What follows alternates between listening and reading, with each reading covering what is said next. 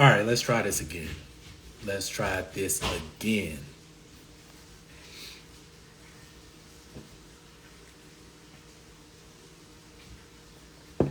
There we go. There we go. Let's see.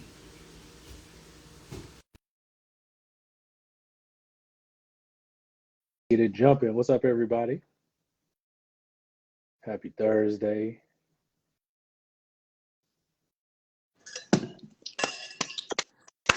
Finally.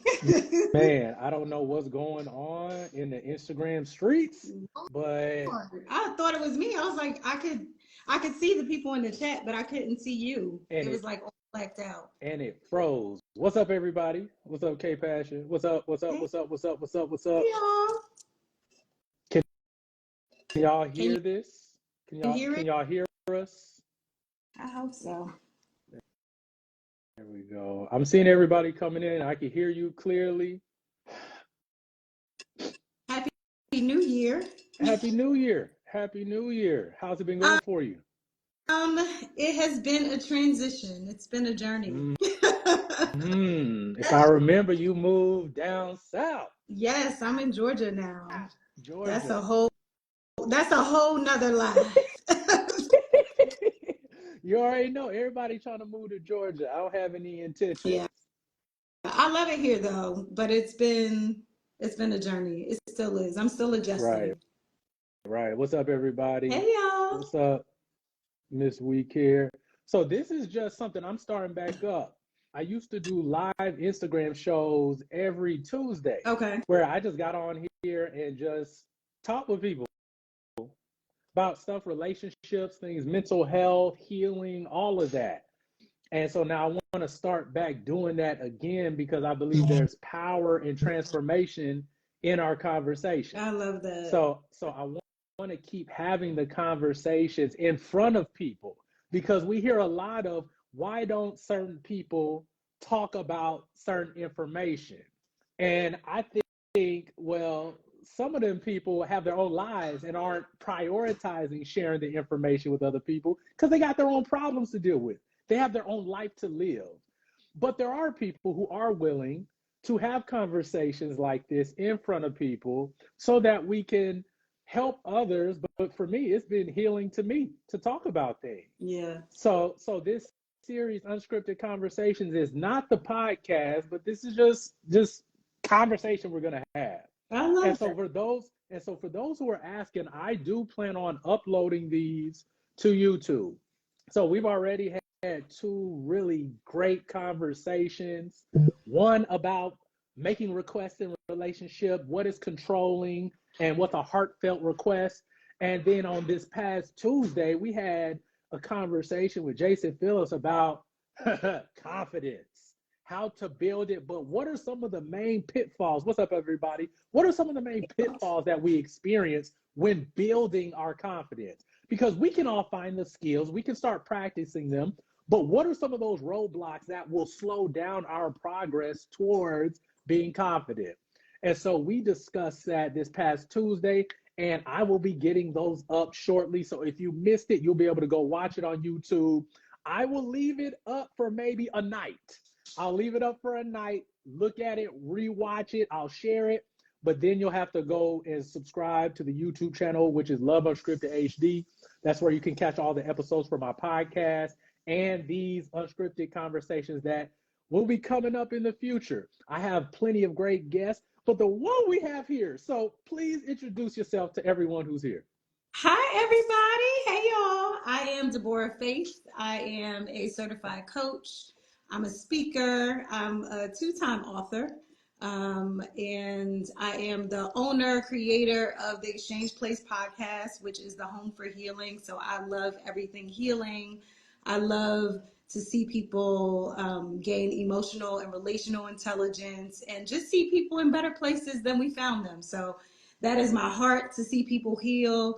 That is my heart, to see people experience life with God, Mm-hmm. um, love and joy and peace. And it's possible because I am an example. God has made me a living proof of that. I So, love it. I love it. Healing is in this yes, place. And healing's available. People can experience healing. It may not be pretty. It may not be something that you can post and share with the world to show, yeah, I'm on this journey, I'm growing. It's not always going to be like that. But if you're able to go through the process, I think, and really work out the process. I mean, like we know what it looks like when someone's going through the motions. People go through the motions at work, and the output is not what it needs to be, or they do not progress in the field like they would want to.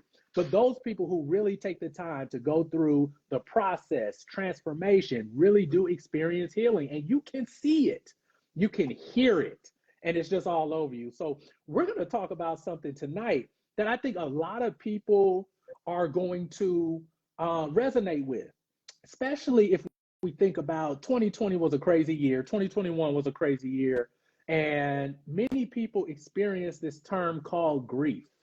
People Yeah. don't like to talk about it. People try to grit and bear the process by themselves. Some people don't even realize that grief does have a process. And some people just don't know what to do when grief hits.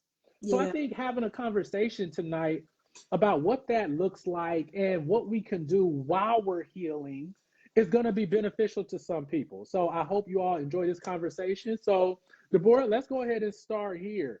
No one is immune to No, loss. Loss can occur at any given time. absolutely. It doesn't always give you a due date. It doesn't always lead to convenience. It's not always convenient. And it hurts when we lose people that we love and that we care about. Could you share a little bit about your experience with grief and how you've managed Ooh. it? I would say that grief found me very early. My first experience with grief was actually, I was barely 12 years old when my little sister, who was 2 years younger than me, died in my arms, Mm. which was um, trauma, it was grief, Yeah. and I was a child. So there was no real understanding of what death was. At that point, kind of at that time, you kind of think older people die and you're aware of it, but until it kind of hits your home and shows up at your home, it's a totally different Right. experience. And as a little girl experiencing death and having parents who that was their second child that they had lost, because my parents had lost my older sister as well as my younger sister, and they gave me the best thing that they could, right? They gave me church, which I love my mother for introducing me to God, right? But I don't think they knew or had the tools to even deal with the questions, all the things that were happening in me, the thoughts, the blame, the guilt that I felt for Mm-hmm. actually being there, right? And feeling like, should I have been there earlier? Did I do something wrong? Was I a bad child? All these things that I had going on in my head. So they went back to doing life as normal and making the house normal, or what they thought was normal. In that, for me, that really showed me, okay, well, all the stuff that's happening in here and everything that I'm feeling, nobody really knows that and nobody really cares about that, right? So it taught me how to look okay throughout my life. It did not teach me how to deal with grief. It did not teach me to even address it. And if I'm honest, I really feel like I really dealt with delayed grief. Within that Mm. year, I lost my sister, my grandfather, my great grandmother, and I just learned how to look okay. And I think that's really scary, especially growing up in where I grew up. So I grew up in a very urban area, right? So strength is looked at as, powerful. So because it seemed as if I wasn't affected, it was almost celebrated. And throughout my life, I saw that, right? I saw the fruit of that root, which was grief that I never knew the word to call it. I didn't know what I Right. was feeling. I was experiencing depression when I was in high school, wouldn't, wake up just not wanting to go to school, all these things that were happening and me not even being able to express it. So I stored it. I put it in a box and I put it, in my closet. It wasn't until I lost my dad to cancer in 2016. It wasn't until And I always say I had the experience and the privilege to experience what death looked like when I knew someone was dying, but I had an opportunity to love on him, to talk to him, to have certain conversations. And it wasn't until he left here that I really realized all the death that I had not addressed, all the grief that I had not addressed. If you would have asked me during that time, I mean, I was successful in work. I learned to, the grief kind of got pointed in another direction. I'm climbing the corporate ladder, everybody's celebrating. I'm not talking about the days that I get up where I could barely get out of bed, where I'm crying uncontrollably, where I'm calling out of work for a straight week because I can't get out of bed. I didn't even tie that to the 11-year-old me, right? I'm like, this is just something that happens to me, and I'm just going to keep on functioning, and I'll get through that. And that worked until I lost my dad. It wasn't until after I lost him that what I had done in the past did not work. It didn't work to just kind of like have those conversations with me in the bathroom, in the mirror, like, you're going to be okay. You got to get it together. You got kids to take care of. You got stuff to do. Where it was like, grief was like, I'm here, knock, knock, right? Like, what do you do? That was really when I sought counseling. I had tried, therapy back before that, and I just wasn't ready. I really wasn't. I wasn't ready to be honest with where I was. I hadn't been taught how to express my feelings. I had been taught how to, basically put them in the closet and keep on moving, and that was strength. So I sought counseling, and that was one of the best things that I've ever done. It was the hardest thing that I've ever done, but it's been so worth it, man. It's been so changed my life. It's changed the mother that I am. It has changed the friend that I am. It's changed me in such an amazing way, and it showed me that there's so many people who deal with it. And most people won't even admit they're experiencing grief, which is it's not, again, it's not looked at, it's almost looked at as weak. And it's like, no, you are human. You lost someone who meant a lot to you, and it's okay to grieve. It's okay to cry. I mean, I was an angry child. I remember, oh, thank God you didn't meet me then. Like, I mean, such an angry child. And also losing people as a child, I think, is very different. It also boxed me off from actually getting close to people, because in my head I was like, well, the people I get close to really pass away. Like, they're not going to. So let me protect myself in this way that I'm close enough where people feel like I'm close, but I knew that I wasn't close enough where I felt like it would affect me. So I would say definitely therapy. For those, if you guys are experiencing any type of grief, and don't allow people, I think the bad doctrine that I was taught in church and outside of church as well is kind of like, time heals all wounds, right? And it's kind of insensitive to say that to people who's lost somebody, because my dad's been gone 7 years. I lost my first son, who's been gone over 20 something years at this point. My sister died in 1990, you know what I mean? So, and I still have moments, and I really think we need to be sensitive to that. And it's okay to have moments.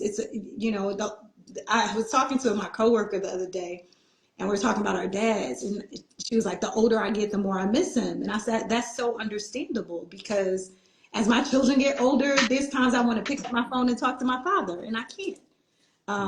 And those are real feelings, and we need to acknowledge those things. We need to address those things, and it's really okay to grieve, right? It's just don't get stuck there, right? And I've learned, you were actually on a thing that I do for my dad every year for the podcast, which I've learned turning grief to gratitude. Like, I love my dad, and until I leave this world, you will hear his name. So he will always live here. You know what I mean? And I have men come on who are in my life who I love and respect and admire to talk about their journeys and all of that, because I'm going to honor him. You know what I mean? And not I'm not going to just let him stay there and never talk about him and never talk about that. And that's kind of what I did with my sister, right? I never Mm-hmm. really addressed that. I never really talked about that situation. Every once in a while it would come up and I'd be like, yeah, my sister died in my arms. And people used to tell me, you say that like that's nothing. Like, do you really realize what that means and how that affected you? And I didn't. I didn't. I didn't. Man, and for everybody, I just want to acknowledge the bravery that you're displaying by talking about this. So if you're in the chat and if you have experienced grief or have lost somebody, just put the word healing in the chat so she's not out there by herself. Moments like this can be really vulnerable. And I just want to acknowledge the strength that you're showing by sharing your story. Because a lot of people, like you said, they can be very high achieving grievers. They can be high achieving grievers, which means you turn that energy into something else in order to not have to always deal with the pain that you experience. Yeah. And that is a very normal response, especially like do something with the pain. It may not always be the right thing, but your body tries to move away from pain. So it does something, whether it's a distraction, whether it's some other way, whether it's healthy or unhealthy to cope. Oh, All yeah. these things occur. And unfortunately, a lot of people are walking around going through their grieving process and nobody knows. Nobody knows. People don't even recognize that there's something different about you. You Yeah. just went through a catastrophic experience and people didn't recognize it. That can make you have a different type of relationship with the people around you. So here's my next question I want to go. How did grief or the loss of people that were close to you impact how you connect with friends, family, or those people around you? Ooh, so that's a very good question. I would say there's duality in what I saw in that. One of the things that has been amazing, but at a season in my life, it was very dysfunctional, is that it gave me hero syndrome. So me not being able to save my sister caused me to want to save everybody else, right? There was a fulfillment that I got that, again, I know that's part of my calling, so I want to be clear with that. But I think in anything, even though it's good in a dysfunctional manner, it can look very, very bad. So I definitely saw myself literally trying to save people. Like I thought I was the savior of people. I think I struggled for a long time really getting close to people. Like I always there's a movie, I think it's called Heat. This is an old movie for y'all. Don't be telling my age. But and he says he never has anything in his life that he can't leave in 60 seconds. And that is literally how I used to live my life. Keeping people, close enough. I want to save you, but I don't want you close enough that if you left me and leaving looked like death for me, that was like that if you left me, I would really be impacted. So it was hard. I feel like my 20s were really difficult as I look back. I don't the scary part about that question, Joseph, is that I don't think people knew. Like they may have known how I handled them, but I know that they did not know why. And I think in a lot of places and spaces I didn't either. Like I was almost doing it, but not even realizing that I was doing that in relationships. And it looked really bad in romantic relationships with men. Back then, absolutely, because it was always this kind of, I put on my cape and now I come to save them because I couldn't save my little sister. Right, right. And let me see if I can read this comment from Prototype real quick. Let me see it. Understanding that you are allowed to grieve not only for the loss of loved ones, but for any loss. It Mm-hmm. could be a relationship, a job, and expectations. Allow yourself to go through the stages. Absolutely. Absolutely. Absolutely. Like loss isn't just with family members, it could be experiences or what you thought you Listen. had. I talk about relationships a lot, and a lot of people grieve what they thought the relationship could have been, Yeah. what it could have been, how it should have turned out, or the loss of future Yeah. experiences. I can think of when people lose children, thinking about what your children could have grown up to be, what that experience could have been like. And sometimes we can get to the point where, oh, that's not the same. It is the same. It is the same. I'm actually, if I can share, talked about me relocating, right? And I've been in Georgia now 5 months. Yeah, roughly 5 months, right? And people keep asking me what that's like how are you? And I'm like, I'm very uncomfortable, if I'm honest. And there's a huge part that I'm grieving from the life that I left. And not because I wanted to keep it.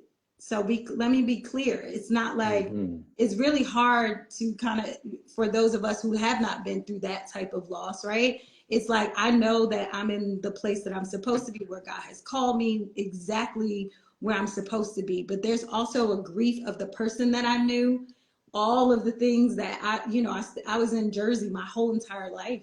So there's a grieving process that has been happening that I'm in right now, even with that. And even in all the good things that are happening, there's still grief happening for what I left behind and who I left behind, and that comfort zone that I know to something different. Change can cause grief. I mean, I'm in it right now. literally. Yeah, that moving in a new direction in life can bring about those feelings. Absolutely. A lot of people never leave their hometown. And there are plenty of people who relocate for school, work, other opportunities, and are like, man, I miss home. I miss the restaurants. I miss the streets. I miss the community that I had. And that can feel like a death, like a loss. And it's the same. Your body can't really tell the difference. It just knows 100%. something that I once had that was comfortable, that was near and dear to me. I don't have it. It's not here. Your body and mind recognizes losses pretty quickly and easily. Yeah. So that's something to consider. One of the things I want people to know is that even though you are grieving, even though you have experienced loss, you don't have to do it alone. That part. Now, it may not be easy to step out there and to receive support, but support is out there, and it may not always be in the ways that you think. So, Debora, could you share what it was like to have support from either friends, family? Who supported you during your journey, and how did that help you? Yeah, I was really blessed when I was navigating that. I think for me, the hardest part, and I want to mention this for those who may be wanting help and they're considered the strong person and to taking care of everyone else. So it's really hard to receive help, ask for help. I got to a point, I always say God will place you in a place where you don't have any other choice but to reach out. I was surrounded by people, of course, who loved me dearly and who knew I was at a point where I could not hide what I was going through, right? I had a great circle of friends who are basically my family, who supported me, who led me in a direction of finding an amazing therapist. Brianna, if you want here, if you ever see this, she was really amazing and pivotal for me even seeking help. I think after that, once you know that it's like, oh, me too. Oh, I had this happen. Then people start sharing and you don't feel so alone. Once I got into community, and that for me looked like support groups, that looked like my friends, my family supporting me, that also looked like therapy for me. And I really started journaling. That has been probably one of the most helpful things in my life, and not just in the grief space, but in the life space of like being able to dump my feelings somewhere and not keep them inside. So that's what it looked like for me. And I know everybody's process looks different. I would always say, whether it's a coach, find a safe place, right? Find somebody who loves you, who you trust. And I know we talk therapy, but find a therapist or a counselor that you connect with. I had tried therapy before.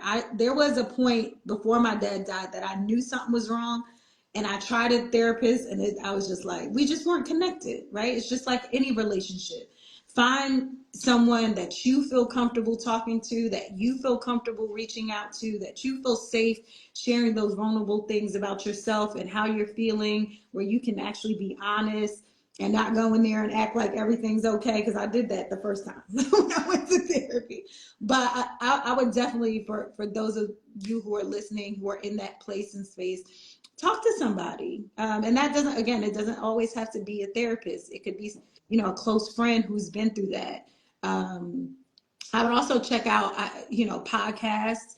Of course, I am a podcaster, so we talk a lot about healing. But I know there's some good ones out here as well. That are some that are spiritually based, to help you walk through, to have some conversations or listen to some.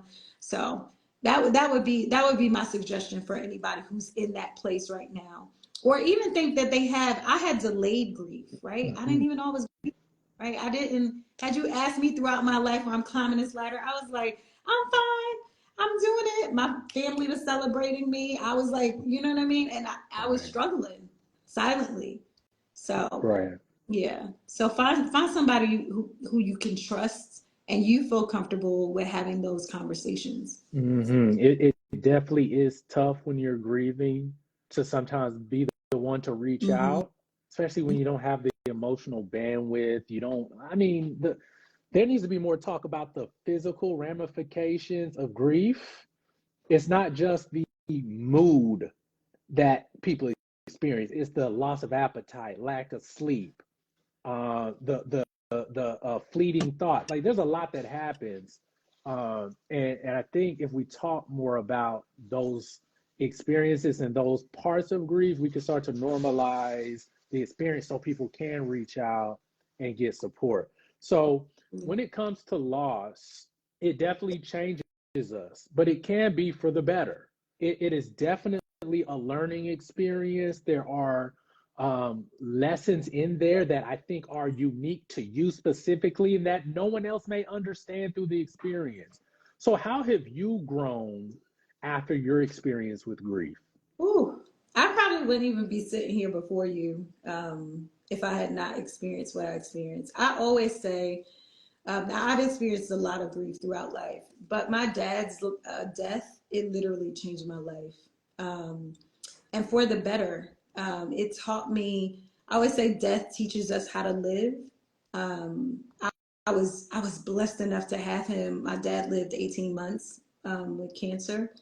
I was blessed enough to have an experience I would not trade for the world. I would not be doing what I'm doing at the podcast. I would not be coaching folks. I would not have even written my last book had I not experienced that. It literally taught me how to die empty. That there's so much more in us, and this life that we're living really is not about us. And God allows us to go through these experiences, not to have us muted in a corner, but to really talk about these things so other people can get healed. I've seen my family change. I've seen me as a mom change, and my kids can attest to that. I've seen us have crucial conversations like that I think I would have never had with them. So it's changed me inside out, honestly. And I truly have a heart for people in that space because I know exactly what that feels like. Now I might not know that all of the circumstances may be different, but there's such a commonality of, like you said, what we experience, right? The loss of appetite, loss of sleep, or some people sleep way too much and can't get out of bed. All they want to do is sleep, right? As a child, I used to imagine that my sister was here and kind of play pretend games, like stuff that people don't talk about. You like, where I'm thinking in my head, am I crazy? No, I'm a kid. I still had a huge imagination. I was trying to somehow, you know what I mean, work through that grief. So Mm. it's been a beautiful, beautiful thing for me. And I know people don't normally hear that when they hear grief, but it's been so beautiful because it's allowed me also to help and walk alongside other people during their grief, um, and empathize more than ever, right? I have a heart for people who have experienced loss, and whether that is loss of a loved one, even grieving people who are still here but no longer in your life. I mean, like you said, relationships, right? That we thought would go one way and they ended up another. Uh, Hmm. So it's been beautiful for me. I think it's birthed something in me that I don't know I would have experienced without what I experienced. So I would not change it for the world. And Mm. those have been hard times, and I still have hard days. I don't want anybody who is listening. I still can have a hard day, right? I still can have a day where I cry and I journal and I'm like, okay, Lord, what are we doing today? So I'm still very human and I understand those things. I don't think we get to a place where we have arrived and it's just like, oh yeah, that doesn't bother me anymore. No, it still comes up, right? Even probably at the most amazing times is when I miss my loved ones probably the most because I can't share all this amazing stuff that's happening. Mm-hmm. But it's changed me for the better, man. It's caused me to not just think about me, but really become what the Bible calls the repair of the breach from my family. We've experienced as a family and even a bloodline a lot of loss.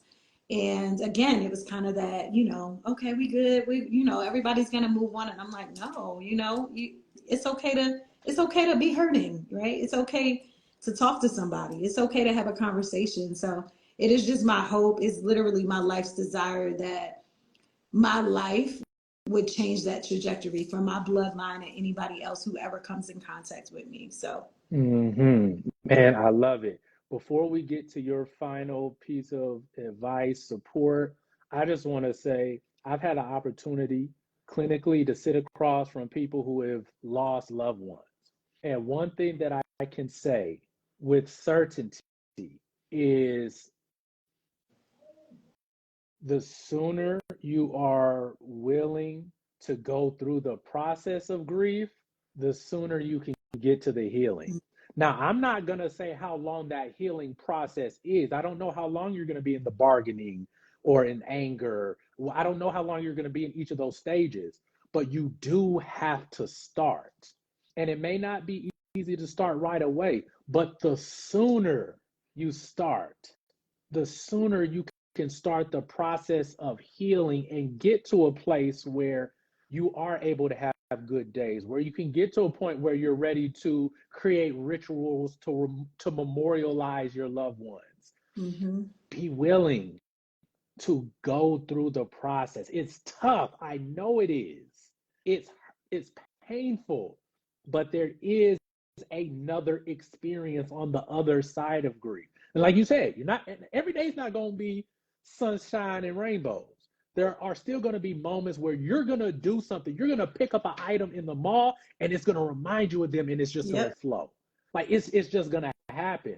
But the sooner you're able to start the process and be willing to go through the process of grief, the sooner you can get to a place where you can have a different experience. And I'm not going to name it for you. I'm not going to call it good. I'm not going to call it great. I'm not going to call it transformational. You get to define that, but you do get to have a different experience once you start healing. You may decide you want to start sharing it with others. You may become an advocate for those who have lost. You may start a podcast where you have other guests who are trying to heal. But whatever it is, whatever that experience is, you won't get there unless you start the process and go through the grief.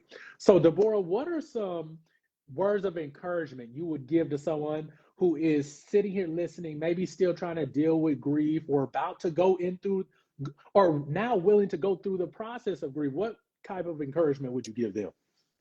I would first tell them to be kind with themselves, first and foremost, right? And also not just kind, but be honest with where they are. I think one of the hardest things that we're ever going to do is look ourselves in the mirror and tell ourselves the truth about how we feel when nobody knows, right? And how something or loss of something or someone is really impacting us.